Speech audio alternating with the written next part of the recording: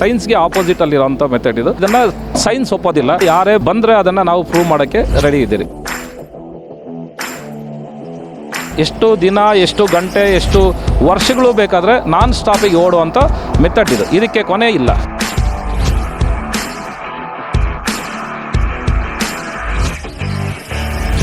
ಇದಕ್ಕೆ ಬೇಕಾಗಿರುವಂಥ ಯಾವುದೇ ಒಂದು ಎನರ್ಜಿ ಇದರ ಆಚರಣೆಯಿಂದ ತಗೊಳ್ಳೋದಿಲ್ಲ. ಇದು ಬರೀ ಕೊಡುತ್ತೆ. ಭಾರತದ ಕರ್ನಾಟಕ ರಾಜ್ಯದ ಬೆಂಗಳೂರು ನಗರ ಜಿಲ್ಲೆಯ ಆನೇಕಲ್ ತಾಲೂಕಿನ ತಮ್ಮನಾಯಕನಹಳ್ಳಿ ಮೂಲದ ಡಿ ಶ್ರೀನಿವಾಸ್ ಜೆಡಿಎಸ್ ಪಕ್ಷದ ಹಿರಿಯ ನಾಯಕರು, ಸಮಾಜ ಸೇವಕರು, ಈಗ ವಿಶ್ವದ ಗಮನ ಸೆಳೆಯುತ್ತಿರುವ ವಿಜ್ಞಾನಿ ಆವಿಷ್ಕಾರರಾಗಿದ್ದಾರೆ.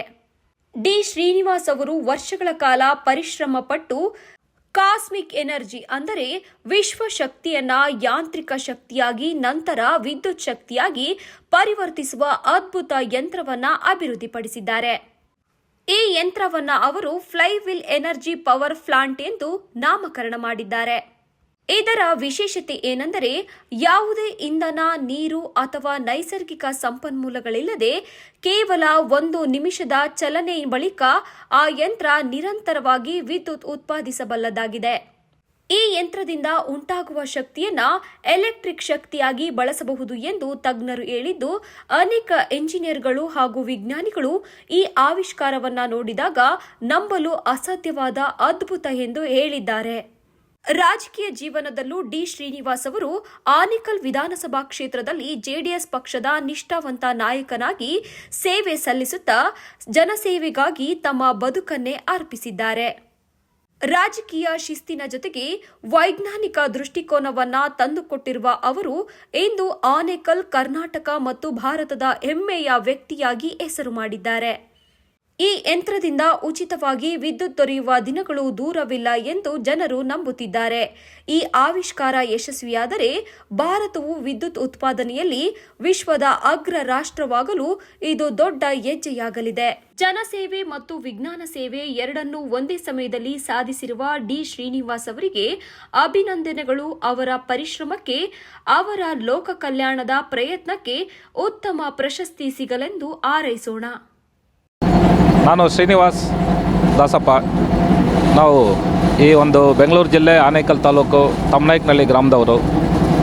ಇವತ್ತು ನಾಡಿನ ಜನತೆಗೆ ಮತ್ತು ದೇಶದ ಜನತೆಗೆ ಎಲ್ಲರಿಗೂ ಕೂಡ ನನ್ನ ಒಂದು ಈ ನೀವೇನು ಹಿಂದೆ ನೋಡ್ತಾ ಇದ್ದೀರೋ ಇದ್ರ ಬಗ್ಗೆ ಒಂದು ವಿಷಯವನ್ನು ತಮಗೆ ಹೇಳೋದಕ್ಕೆ ನಾನು ಬಯಸ್ತಾ ಇದ್ದೀನಿ. ಅದು ಏನೆಂದರೆ, ಈಗ ಪ್ರಪಂಚದಾದ್ಯಂತ ಏನೀಗ ವಿದ್ಯುತ್ತನ್ನು ತಯಾರು ಮಾಡುವ ಘಟಕಗಳನ್ನು ತಾವೆಲ್ಲರೂ ನೋಡಿರ್ತೀರಿ, ಕೇಳಿರ್ತೀರಿ. ಆದರೆ ಯಾವುದಾದಕ್ಕೂ ಒಂದು ಕಚ್ಚಾ ವಸ್ತು ಇರಬೇಕು, ಇಲ್ಲ ಅಂತೇಳಿದ್ರೆ ಮೂಲ ವಸ್ತು ಇರಬೇಕು. ಏನು ಇರೋನೇ ಒಂದು ವಿದ್ಯುತ್ತನ್ನು ತಯಾರು ಮಾಡುವಂಥ ತಂತ್ರಜ್ಞಾನ ಏನು ಈಗ ನೀವಿಲ್ಲಿ ನೋಡ್ತಾ ಇದ್ದೀರೋ ಇದಾಗುತ್ತೆ. Cosmic energy for new era ಅಂತ ಒಂದು ನೀವು ನೋಡ್ತಾ ಇರ್ಬೋದು. ಕಾಸ್ಮಿಕ್ ಎನರ್ಜಿ ಅಂದರೆ ವಿಶ್ವಶಕ್ತಿ, ಅಂದರೆ ನಾವು ಅದನ್ನು ದೈವಶಕ್ತಿ ಅಂತ ಕೂಡ ಹೇಳ್ಬೋದು. ಅಂಥದ್ರಲ್ಲಿ ಈ ಕಾಸ್ಮಿಕ್ ಎನರ್ಜಿನ ಯಾವ ರೀತಿ ಉಪಯೋಗಿಸ್ಬೋದು ಅನ್ನೋದು ಇವತ್ತವರೆಗೂ ಮನುಕುಲದಲ್ಲಿ ಯಾರೂ ಇದನ್ನು ನೋಡಲಿಲ್ಲ. ಇವತ್ತು ಮಾತ್ರ ನೋಡೋದಕ್ಕೆ ಸಿಗುತ್ತೆ ಅಂತ ನಾನು ಭಾವಿಸ್ತಾ ಇದ್ದೇನೆ. ಏಕೆ ಅಂತೇಳಿದ್ರೆ, ಇದನ್ನು ನಾನು ಈ ಒಂದು ತಂತ್ರಜ್ಞಾನವನ್ನು ಅಳವಡಿಸ್ಕೊಂಡು ಇದನ್ನು ಪಡಿಬೇಕಾದ್ರೆ ಮೊದಲನೇದಾಗಿ 4 ಅಧ್ಯಾಯಗಳು ಅಂತ ನಾವು ಕರೆಯಲ್ಪಡ್ತಾರೆ. ಅದರಲ್ಲಿ ಒಂದನೆಯದು ನಾವೇನು ಹಿಂದೂ ಧರ್ಮಶಾಸ್ತ್ರ ಅಂತೀರಿ, ಅದರ ಮೂಲ.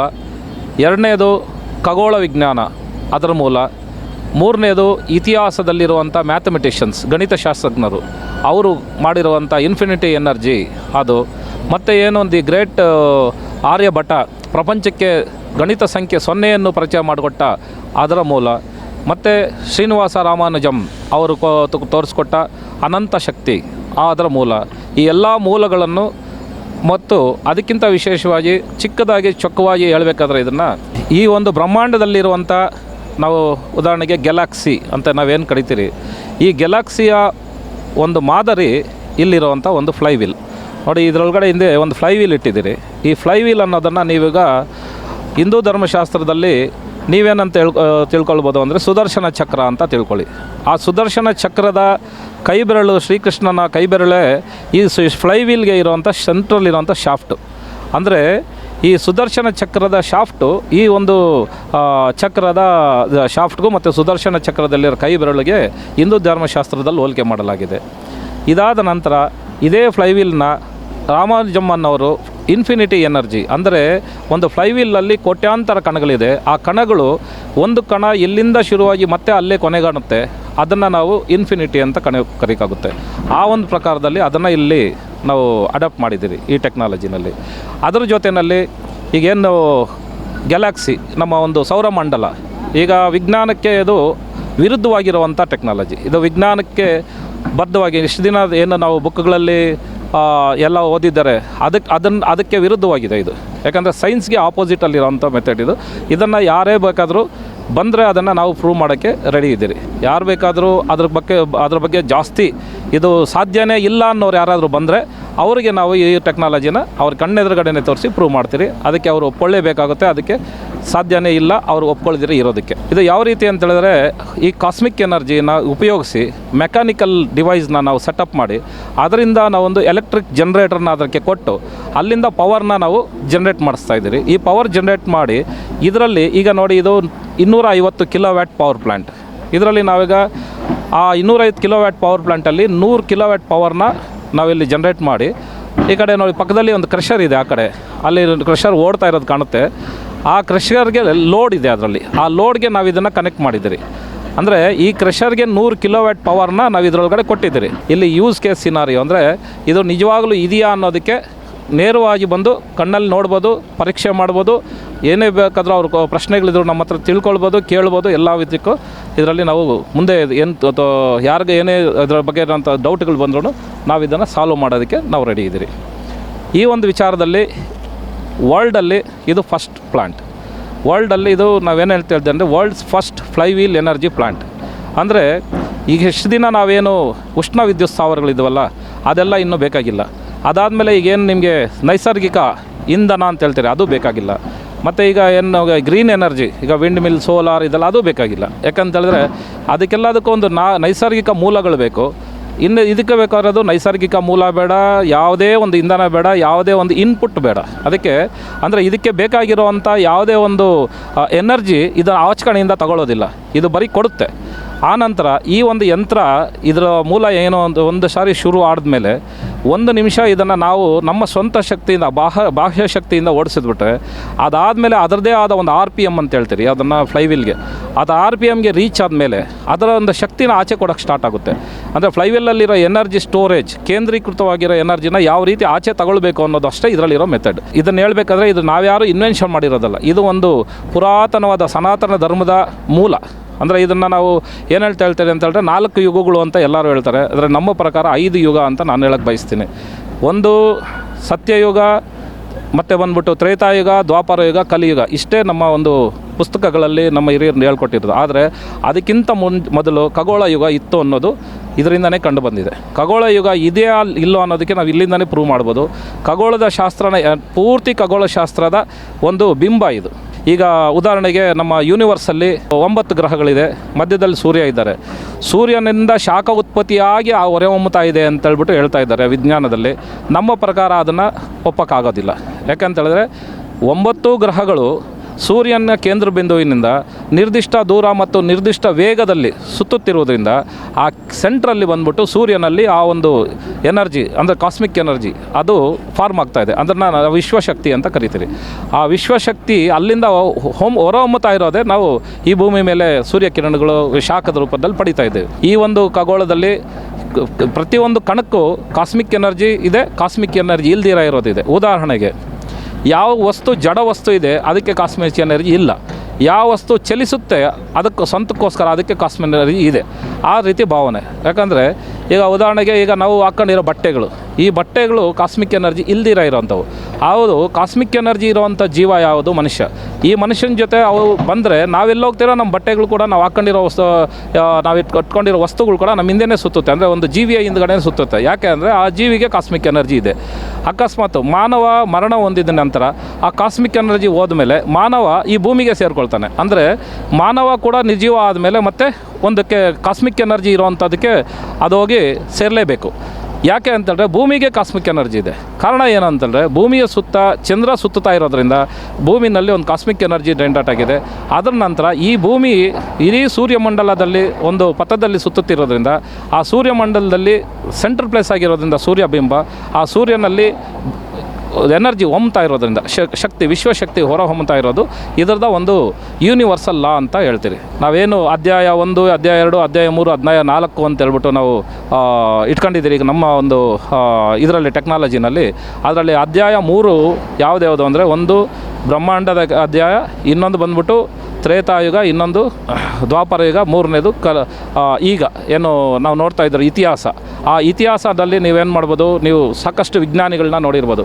ಅವರು ಏನು ನಮ್ಮ ಮ್ಯಾಥಮೆಟಿಷನ್ಸ್, ಆ ಎಲ್ಲ ಮ್ಯಾಥಮೆಟಿಷನ್ಸು ಸೇರಿ ಈ ಒಂದು ಇದನ್ನು ರೂಪಿಸ್ಕೊಂಡು ಬಂದಿದ್ದಾರೆ. ಆದರೆ ಒಂದೊಂದು ಯುಗದಲ್ಲಿ ಒಬ್ಬೊಬ್ಬರಿಗೆ ಈ ರೀತಿ ಕಾಸ್ಮಿಕ್ ಎನರ್ಜಿ ಸಿಕ್ಕಿದೆ. ಅದರಿಂದ ಒಳ್ಳೆಯದಾಗಿದೆ, ಕೆಟ್ಟದಾಗಿದೆ. ಒಂದೇ ಒಂದು ಏನಂತಂದರೆ ಈ ಒಂದು ಯೂನಿವರ್ಸಲ್ಲಿ ಕಾಸ್ಮಿಕ್ ಎನರ್ಜಿಯನ್ನು ಖಗೋಳಶಾಸ್ತ್ರದ ರೀತಿನಲ್ಲಿ ಉಪಯೋಗಿಸಿದ್ರೆ ಅದನ್ನು ಒಳ್ಳೆಯವರು ಅಂತಾರೆ, ಖಗೋಳಶಾಸ್ತ್ರಕ್ಕೆ ವಿರುದ್ಧವಾಗಿ ಒಪ್ಪಿಸಿದ್ರೆ ಅದನ್ನು ಕೆಟ್ಟದ್ದು ಅಂತಾರೆ. ಅದನ್ನೇ ಎಲ್ಲ ಯುಗಗಳಲ್ಲೂ ತೋರಿಸ್ಕೊಂಬಂದಿರೋದು.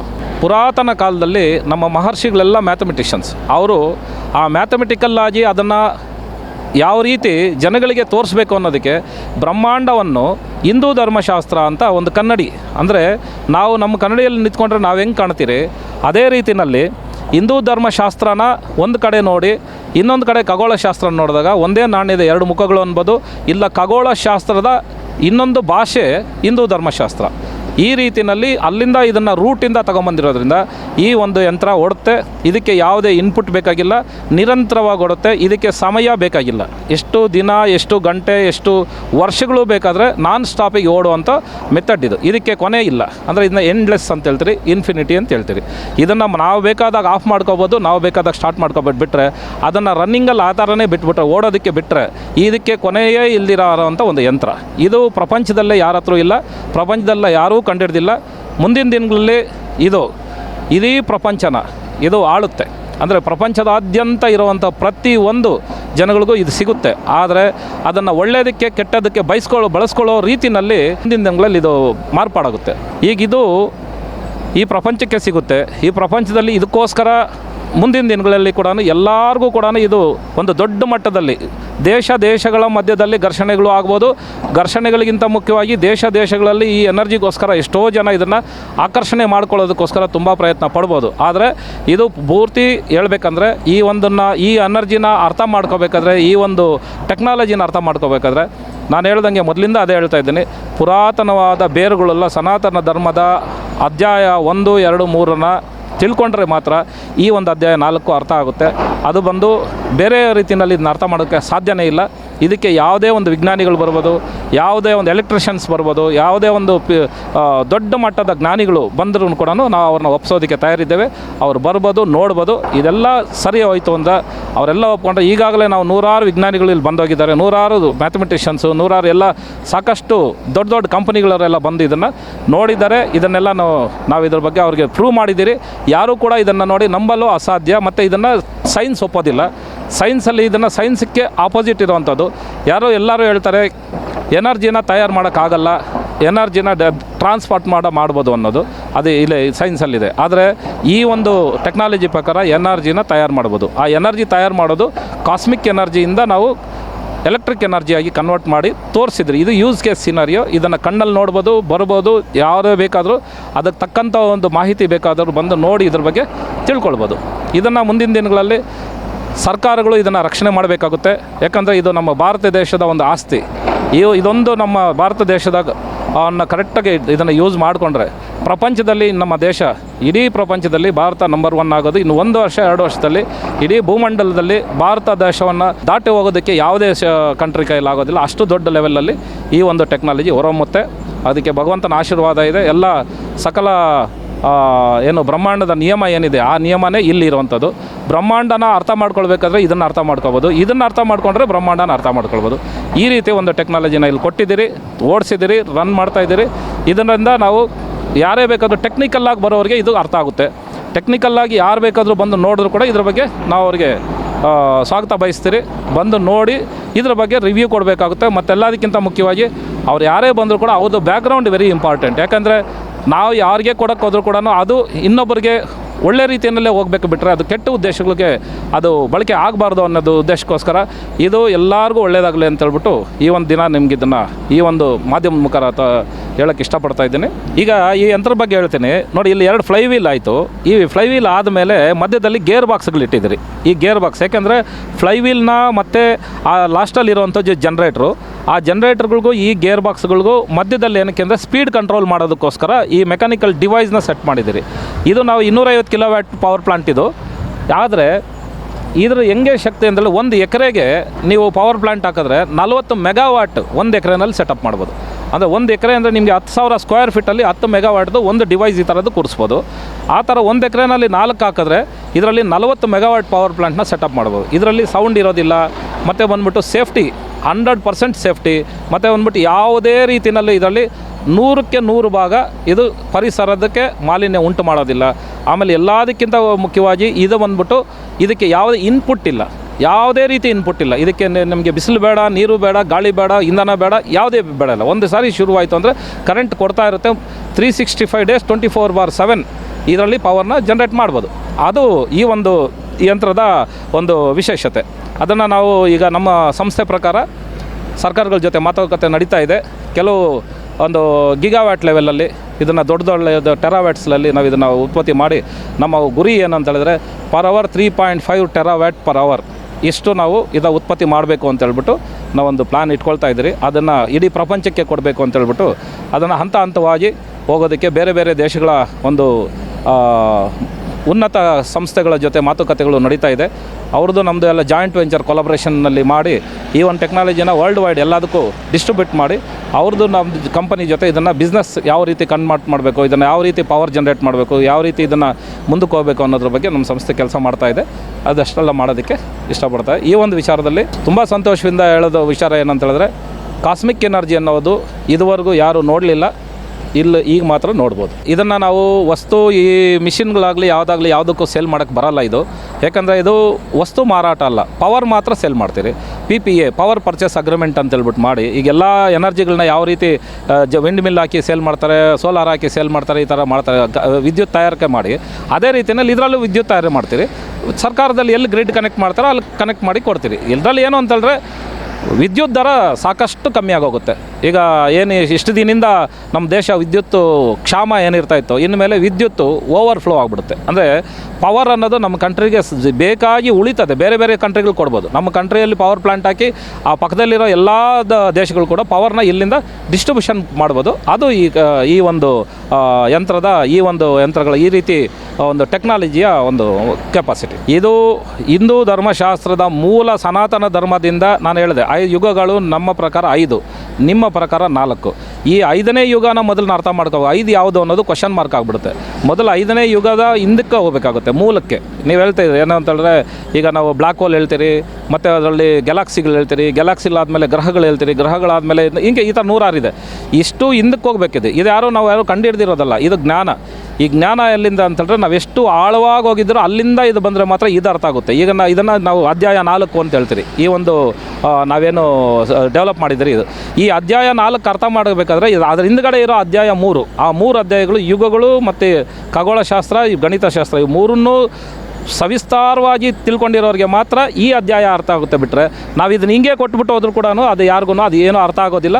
ಅದು ಬರೀ ನಮ್ಮ ಸನಾತನ ಧರ್ಮ ಗ್ರಂಥಗಳ ಆಧಾರದ ಮೇಲೆ ಕೆಲಸ ಆಗಿದೆ. ಬಿಟ್ಟರೆ ಇದು ಮೆಕ್ಯಾನಿಕಲ್ ಡಿವೈಸ್, ಕಣ್ಣಲ್ಲಿ ನೋಡೋಕ್ಕೆ ಮೆಕ್ಯಾನಿಕಲ್ ಡಿವೈಸ್, ಇದು ಕಾಪಿ ಮಾಡೋ ಡಿವೈಸ್ ಅಲ್ಲ. ಇದನ್ನು ಅರ್ಥ ಮಾಡ್ಕೋಬೇಕಾದ್ರೆ ಬೇರು ಮಟ್ಟದಿಂದ ಆಚೆ ಬಂದರೆ ಮಾತ್ರ ಅಷ್ಟೊಂದು ತಗೊಂಬಂದ್ರೆ ಅದಾಗುತ್ತೆ. ಇದ್ಯಾವುದು ನಾವ್ಯಾರು ಕಂಡುಹಿಡ್ದಲ್ಲ.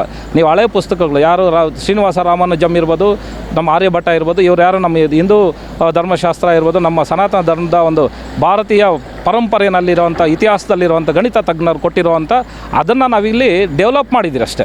ಆ ಡೆವಲಪ್ ಮಾಡಿ ನಾವು ಇಲ್ಲಿ ಕನೆಕ್ಟ್ ಮಾಡಿದ್ರೆ ಬಿಟ್ಟರೆ ಇಲ್ಲಿ ಯಾವುದು ಇದೊಂದು ಹೊಸ ಇನ್ವೆನ್ಷನ್ ಅನ್ನೋದೇನೂ ಬರೋದಿಲ್ಲ. ಇದು ಇರೋದರಲ್ಲಿ ಆಲ್ರೆಡಿ ಇದನ್ನು ಕೋಟ್ಯಾಂತರ ವರ್ಷಗಳ ಹಿಂದುಗಡೆನೇ ಇನ್ವೆನ್ಷನ್ ಆಗಿಬಿಟ್ಟಿದೆ. ಅದನ್ನು ನಾವೀಗ ಯಾವ ರೀತಿ ಬಳಸ್ಕೊಳ್ಬೇಕು ಅನ್ನೋದಷ್ಟೇ. ಕಾಸ್ಮಿಕ್ ಎನರ್ಜಿ ಇತ್ತು, ಬಳಸ್ಕೊಂಡಿರಲಿಲ್ಲ, ಇವತ್ತಿಂದ ಬಳಸ್ಕೊಳ್ಬೋದು.